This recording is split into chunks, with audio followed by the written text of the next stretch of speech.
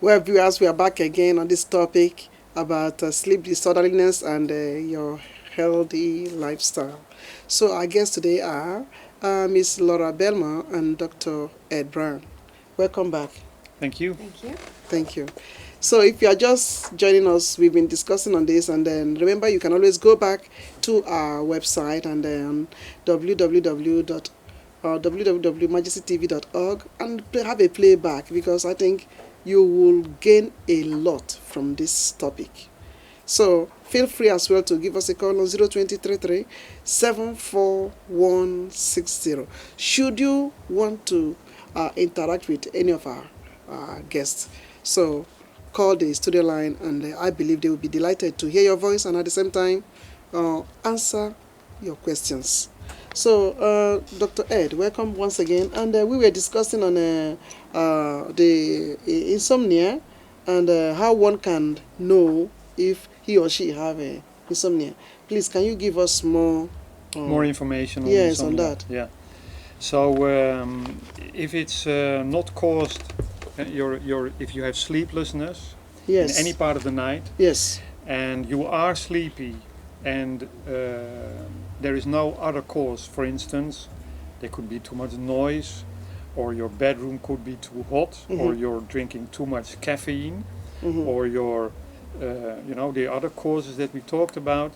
But if you're in a natural way and you still have difficulty falling asleep, yes, and you have it, more than half of the time, yeah, and you have it for a longer period of time, then you might be be having insomnia. yes. But there's also another kind of sleep problem that I wanted to before out.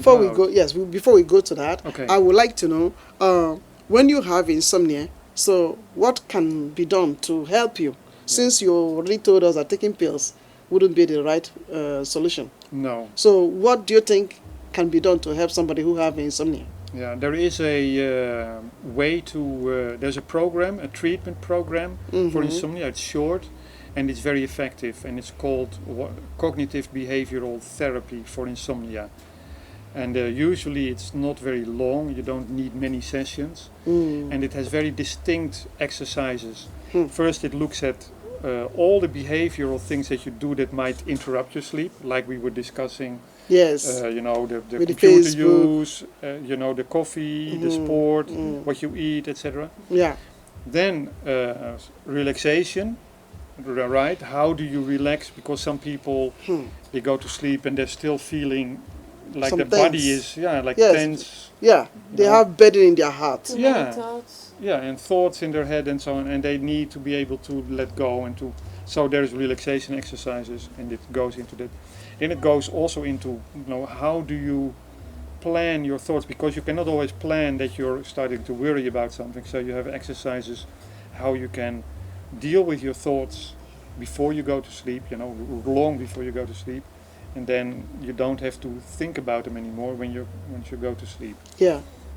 And there is an exercise that has about the timing of, what time you go to bed and what time you have to get up. What I was telling you about with the stopping of naps, don't take naps. Yeah. It's an example of one of the things that you have to stop doing when you have insomnia. Yeah. Okay. Yeah. You stop taking nap. Yeah. But that is one example, because there's what we call restriction of time in bed, and that's a very refined way to find out for a person what is the best time to go to bed and what is the best time to get up. And then you change that with this program, but it's too detailed to explain it completely here. Yeah, but that's another very important part about the what I was telling you about this program. Okay, so if somebody probably is watching and would want to contact you, is it possible? Yes, I am. You can find me on the University of Amsterdam website. If you Google my name, Ed de Bruin, you will find me. And another tip is a website of the Dutch Sleeping Society. Okay. And you can find all kinds of links to hospitals that have a specialized sleep center if you feel that you have some specialized problem with your sleep. And it's called nswo.nl. nswo.nl. Yes. All right. Tell us the other type of sleep Yes, disorderliness. what we were discussing during the small break, Sleep right? sleep apnea, you call it? Apnea, yes. Yes. What is that? Exactly. It is something that most people, if they have it, and usually it's people that are in their, midlife, and they may be a little bit overweight or don't have much exercise, Mm-hmm. or it doesn't have to be like that. You could just be very healthy on other aspects. But what happens is during your sleep, Mm. you get trouble breathing, and it could be that you're just lying on your back and your breathing stops, and you wake up halfway, and then your breathing comes back, and then you sleep again. But what happens is that your sleep doesn't get deep anymore. Every time that you Yes. go to deep sleep, you wake up, and so your sleep gets very much interrupted, and it's very, very unhealthy. And people don't notice it. They fall asleep. They think they sleep the whole night. In the morning, they wake up and they feel groggy. They have a headache. They have a sore throat, and they have maybe a dry mouth. They feel, like they have a hangover. Yeah. Maybe. And if you have that regularly, and you feel groggy and sleepy during the day, you may want to go to a specialized sleep center to have it examined. It's Yes. very important. It is. Really? Yeah. Wow, somebody have question for you. Yes. When somebody falls into sleep and begins to snore very heavily and deeply, Yeah. is that an indication that person is Yeah. really, really, really Deep. asleep? Is Yeah. in one of those phases? Yeah, it is an indication. It is one of the indications of apnea. If you have apnea, what I was telling, they call it sleep apnea, but it's trouble breathing during your sleep. Once you fall asleep and then you have trouble breathing, and it can be all kinds of trouble. But snoring is definitely a symptom. That Yeah. Then if apnea. that's the case, I think then everybody have apnea because almost because almost But everybody. it's just one symptom. I'm not saying that everybody who snores has apnea, but if you also, you feel that you're not, you don't rest well after you have slept the whole night, Yeah. and you feel a sore throat, a dry mouth, and you feel groggy the whole day, and you snore very badly, but you don't have to snore. It doesn't have to be snoring. Okay. It could also be silent. So, but it's important because people usually don't know.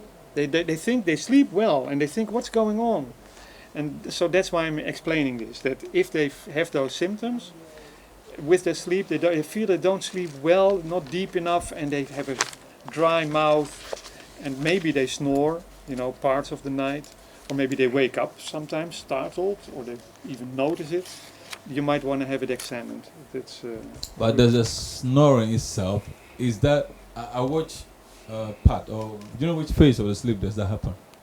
During the it's The not REM really. or during the deep sleep? Sleep or during the deep sleep. As far or- as I know, normal snoring, not too big snoring like apnea, but it's not really linked to a specific stage of the sleep. It can Could happen be. in any of those Yeah, phases? it is more linked to your body position, Oh. especially people who lie on their back Yes, yes. sleeping. They snore. It's usually. true. Yeah. Ah, you're talking to me. But I don't know. Maybe you know that you snore a I little can snore. bit. Okay, that is a good point then. Laura. You snore as well. Well, I have someone in my family who snores really, really loud. Yeah. Oh, my father, when he was alive, he can snore. Sometimes I would just go and say, Daddy, let me change the gear for you because he snores like a car moving. And then your bed partner has a sleep problem, right? Because you're snoring and they wake up all the time. Yeah. Oh my God. But let me now ask you my last question before we sign up. Then I go back to Laura. This sleep disorderliness, does it have something to do with one's geographical location? I don't know.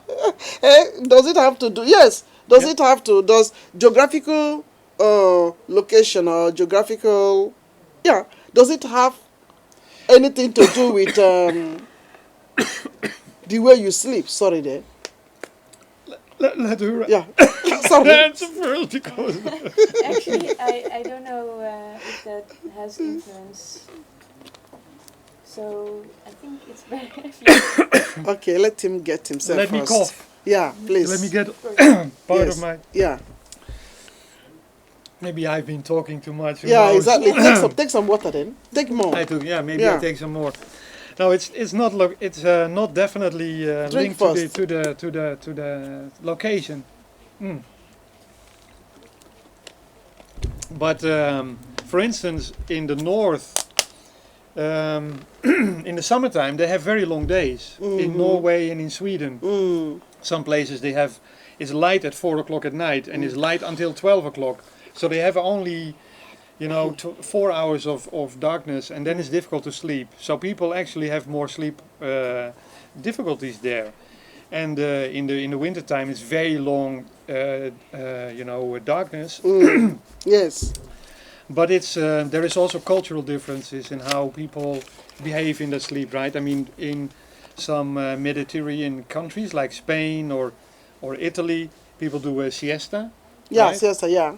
And I mean, I don't want to tell people to not do the siesta. It's it's habits, but it's a choice. If you know that, if you are, for instance, if you are used to doing a siesta, Yeah. and suddenly at a certain point in your life you start to get sleep problems, you may want to know what might help to to take those away, those sleep problems. Yeah. And Yeah. one of the things may be your habits. Like we were talking about again, like those computer Yeah. and work, Yeah. but also your naps and your Mhm. siesta Yes, So- must be stopped then. must be stopped. Wow. Yeah. Thank you, Dr. Ed. Thank you so much for your time. Thank you. You're welcome. Yeah, you're so welcome. take your time and drink some water while we come to Laura.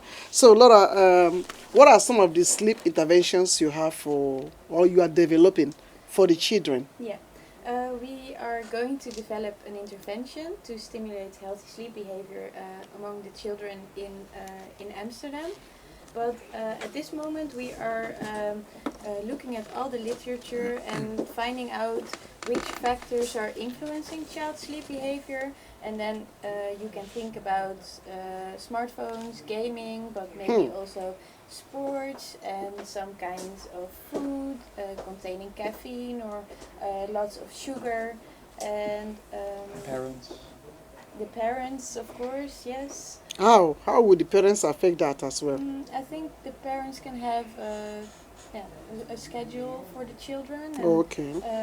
I think it depends on the family. Every family has other beliefs about what is good sleep and what is good timing for sleep. Yeah. And I think that differs from family to family. And I don't think we know exactly which way is the best way to for a sleep pattern, but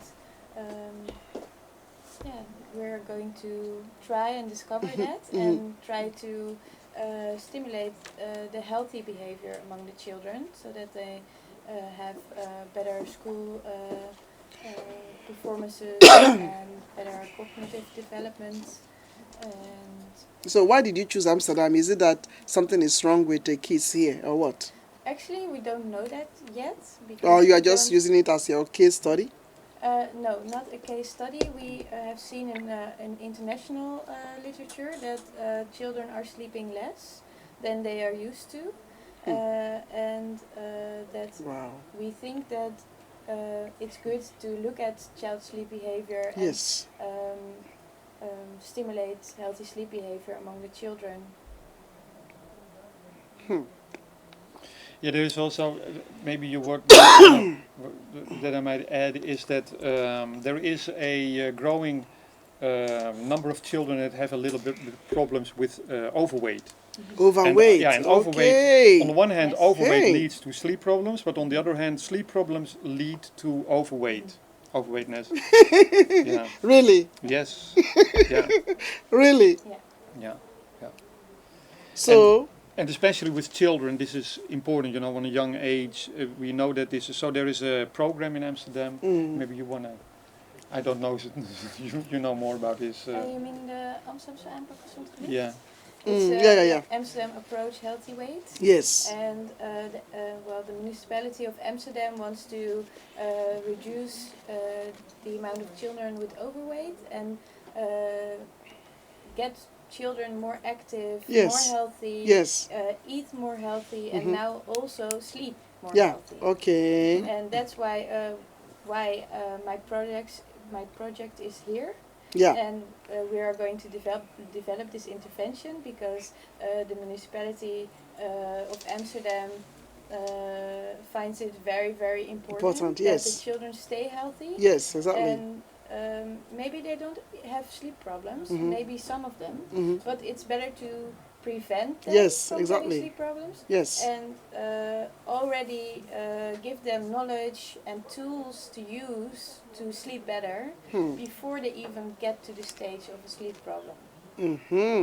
I think that is a very good project you are having now. It's very, very good, and it's going to help so many people. I just hope that. Dr. Ed, have you been doing something in Africa regarding sleep issues? No. But I'm very interested. I know that sleep, that habits, how people sleep and so on in Africa is completely different from here. But I never studied any or did any projects in Africa. No. It would be very nice, at least, for you to come and do some presentations, and let our people know. Yeah, I think would be good. to be very, very nice. Yeah. Then people can see their sleep patterns, and then also see the consequences, Yeah. and then know what to do to improve their have a good, healthy lifestyle. Yeah. You see, because sometimes you see people drop dead, and then we are wondering what could be the cause. It could be from, and also frequent accidents on our roads. Absolutely. Could be that they are having sleep apnea, Yeah, they could be. or Yeah. insomnia. Or they just have chronic sleep. They're chronically Yes, sleep because deprived, sometimes we've heard that the driver was sleeping and then this accident just took place and killed so many hundreds at a time. It happens a So lot. Yeah. it will be something that I think you have to think about, and then we see a way to promote that in Africa, and then link it up to the governmental sector so that they can do something, because the way accidents have been happening on our ways, on the roads, claiming several lives, it shouldn't continue that way, No. So I think if people are having good sleep, because sometimes they are awake until 2 a.m. and then early in the morning they have carried their buses, they want to ride. You see, early in the morning, maybe as early as 5 o'clock, 6 o'clock, they are rushing to go and pick passengers. Meanwhile, they've not slept good. You see? And then they endanger the lives of innocent people who are going to work. Absolutely. Yeah. I agree with you completely. It's and it's especially what you were saying about if you know the consequences. Yeah.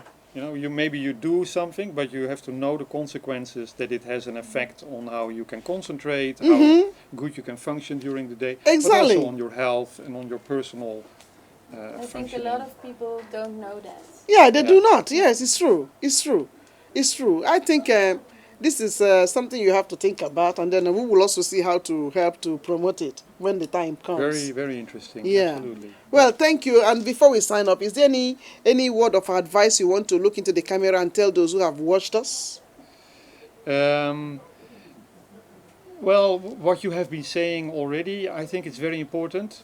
If you have certain habits in sleep, then try to find out what are the consequences, try to be aware of the consequences. And if you are not happy with how you're sleeping, experiment. Change something in your habits, Okay. with your computer, with your sports, Yes. with your rituals during the day. Yeah. Change something. Change something. Yes. And Change something. that's what I would. And if you cannot find a way out, if you have a severe sleep problem, go and find a specialist and help. Just ask for and go to the hospital or to a sleep center. That's very important. Sleep center. All right. Thank you so much. And do you have something to say to the audience who have watched us? Well, I thought it was really nice to be here, so thank you for having me. Thank you, Laura. Thank you so much. Thank you, Dr. Ed. Thank you once again. Thank you for being with us. Laura, we appreciate you. So you have heard it all, and remember that you can as well watch this broadcast again, just go to www.majestytv.org. Then you would see our faces, and then you will know. Otherwise, tune in tomorrow on Radio Voice of Niger at exactly 9 o'clock. We will be broadcasting this thing as well. So, would you want to make contact with Dr. Ed or Miss Laura for more information? You can as well drop a note. If you have questions which you think you were feeling shy to ask, and maybe the expert can explain, just feel free to write us, contact us, and then forward your questions. You can also SMS it to us. We will send your questions to the expert, and then you will get back an answer. So thank you for watching us, and we hope to be with you again this time, the same time next week.